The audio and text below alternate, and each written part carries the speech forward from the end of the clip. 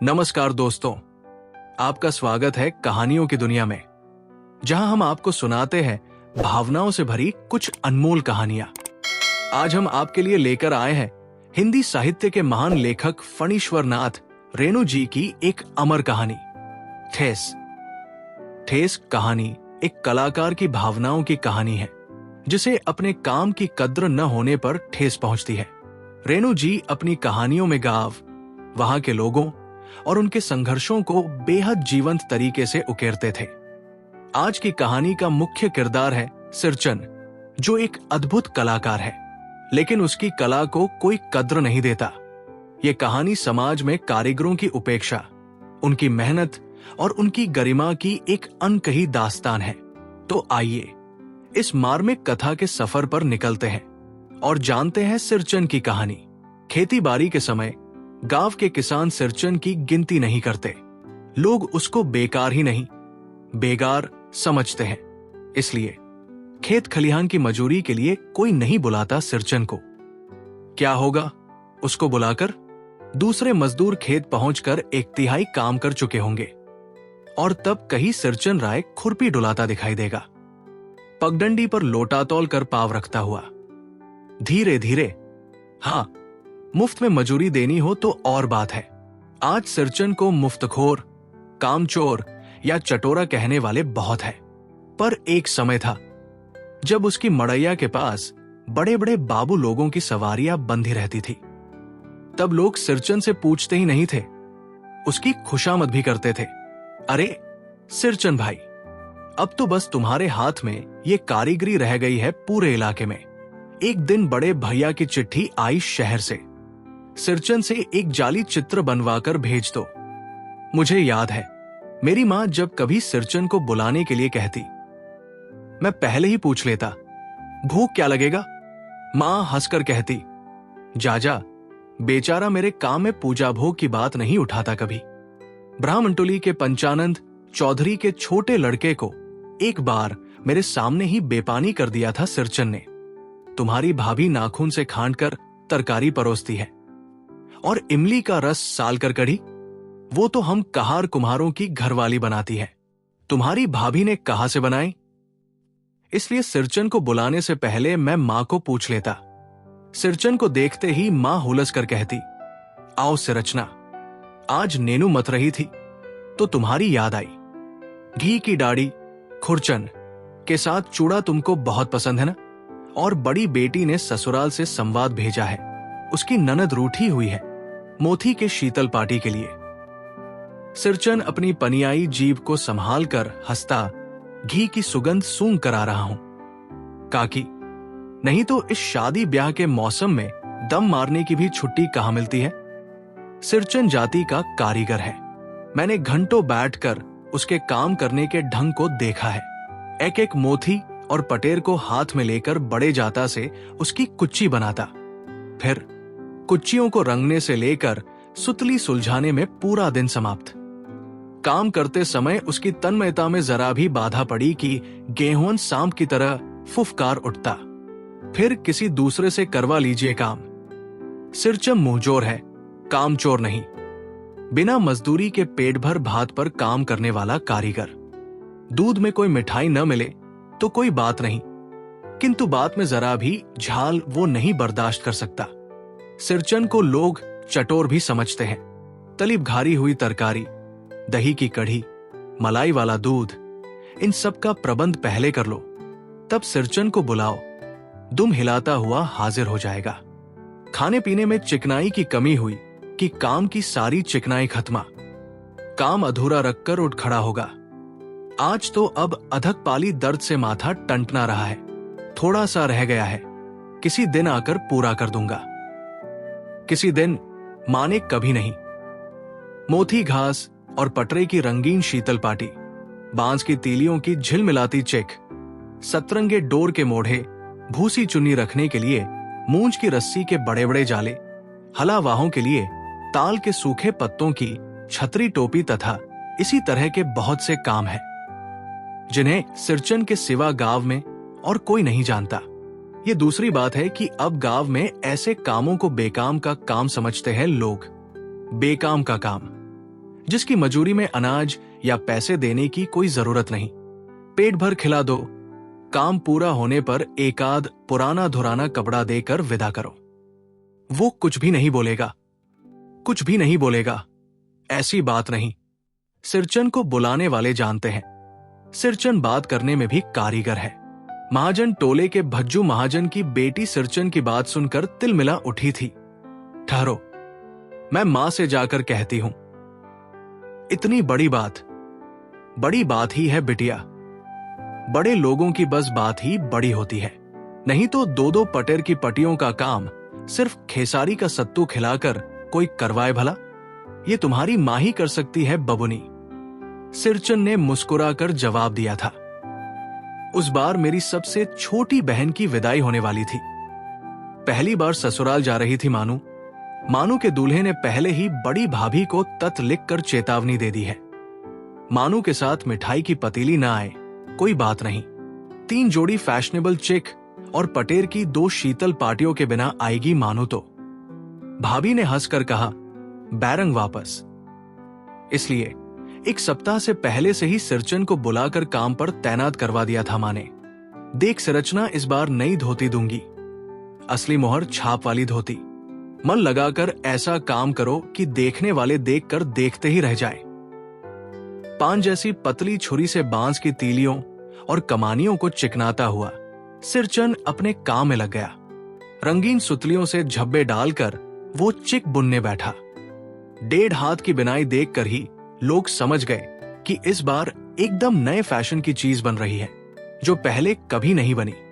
मझली भाभी से नहीं रहा गया, पर्दे के आड़ से बोली, पहले ऐसा जानती कि मोहर छाप वाली धोती देने से ही अच्छी चीज बनती है तो भैया को खबर भेज देती। काम में व्यस्त सिरचन के कानों में बात पड़ गई। बोला, मोहर छाप वाली धोती के साथ रेशमी कुर्ता देने पर भी ऐसी चीज नहीं बनती बहुरिया। मानू दीदी काकी की सबसे छोटी बेटी है। मानू दीदी का दूल्हा अफसर आदमी है। मझली भाभी का मुंह लटक गया। मेरे चाची ने फुसफुसा कर कहा, किससे बात करती है बहू? मोहर छाप वाली धोती नहीं, मूंगिया लड्डू। बेटी की विदाई के समय रोज मिठाई जो खाने को मिलेगी। देखती है ना, दूसरे दिन चिक की पहली पांति में 7 तारे जगमगा उठे, 7 रंग के। सत भैया तारा। सिरचन जब काम में मगन होता है तो उसकी जीभ जरा बाहर निकल आती है होठ पर। अपने काम में मगन सिरचन को खाने पीने की सुध नहीं रहती। चिक में सुतली के फंदे डालकर अपने पास पड़े सूप पर निगाह डाली। चिवरा और गुड़ का एक सूखा ढेला। मैंने लक्ष्य किया, सिरचन की नाक के पास 2 रेखाएं उभर आई। मैं दौड़कर मां के पास गया। मां, आज सिरचन को कलेवा किसने दिया है? सिर्फ चिवरा और गुड़? मां रसोई घर में अंदर पकवान आदि बनाने में व्यस्त थी। बोली, मैं अकेली कहां कहां क्या क्या देखूं। अरे मझली, सिरचन को बुंदिया क्यों नहीं देती? बुंदिया मैं नहीं खाता काकी। सिरचन के मुंह में चिवरा भरा हुआ था। गुड़ का ढेला सूप के किनारे पर पड़ा रहा, अछूता। मां की बोली सुनते ही मझली भाभी की भौहें तंग गई। मुट्ठी भर बुंदिया सूप में फेंक कर चली गई। सिरचन ने पानी पीकर कहा, मझली बहुरानी अपने मैके से आई हुई मिठाई भी इसी तरह हाथ खोलकर बांटती है क्या?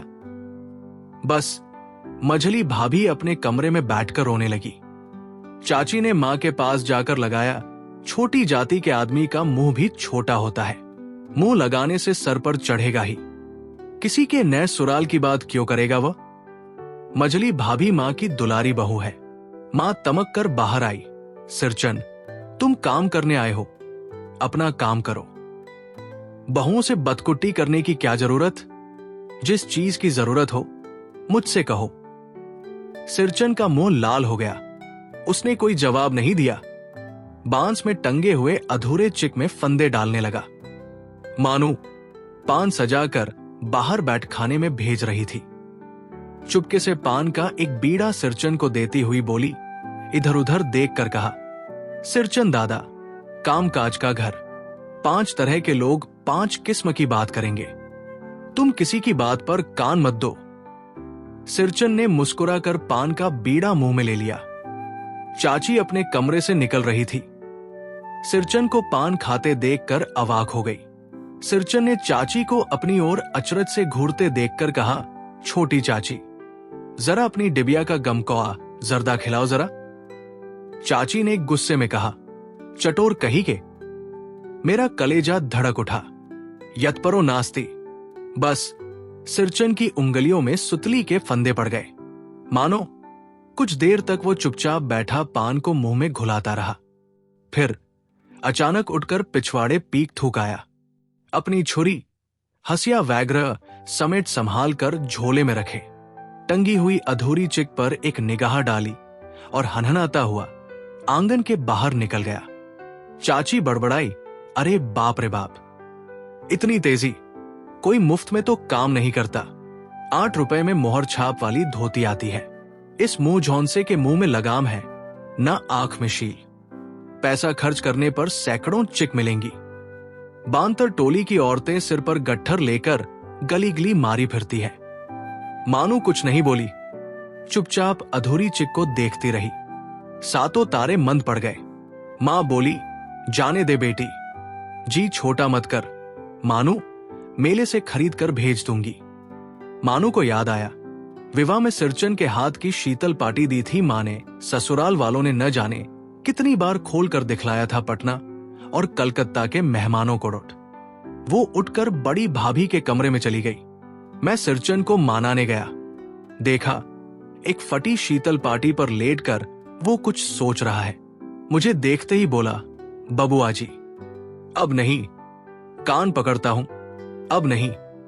मोहर छाप वाली धोती लेकर क्या करूंगा? कौन पहनेगा? ससुरी खुद मरी, बेटे बेटियों को ले गई अपने साथ। बबुआ जी, मेरी घरवाली जिंदा रहती तो मैं ऐसी दुर्दशा भोगता। ये शीतल पाटी उसी की बुनी हुई है। इस शीतल पाटी को छू कर कहता हूं, अब ये काम नहीं करूंगा। गांव भर में तुम्हारी हवेली में मेरी कदर होती थी, अब क्या? मैं चुपचाप वापस लौट आया। समझ गया, कलाकार के दिल में ठेस लगी है, वो अब नहीं आ सकता। बड़ी भाभी अधूरी चिक में रंगीन छींट की झालर लगाने लगी। ये भी बेजा नहीं दिखलाई पड़ता। क्यों मानू? मानू कुछ नहीं बोली, बेचारी। किंतु मैं चुप नहीं रह सका। चाची और मजली भाभी की नजर न लग जाए इसमें भी। मानू को ससुराल पहुंचाने मैं ही जा रहा था। स्टेशन पर सामान रखते समय मैंने देखा, मानू बड़े उदासी से अधूरे चिक को मोड़ कर लिए जा रही है अपने साथ। मन ही मन सिरचन पर गुस्सा हो आया। चाची के सुर में सुर मिलाकर कोसने को जी हुआ। कामचोर, चटोर। गाड़ी आई सामान चढ़ाकर मैं दरवाजा बंद कर रहा था कि प्लेटफॉर्म पर दौड़ते हुए सिरचन पर नजर पड़ी। बबुआ जी, उसने दरवाजे के पास आकर पुकारा। क्या है? मैंने खिड़की से गर्दन निकालकर झिड़की के स्वर में कहा। सिरचन ने पीठ पर लादे हुए बोझ को उतारकर मेरी ओर देखा। दौड़ता आया हूं। दरवाजा खोलिए। मानू दीदी कहां है? एक बार देखूं। मैंने दरवाजा खोल दिया। सिरचन दादा, मानू इतना ही बोल सकी।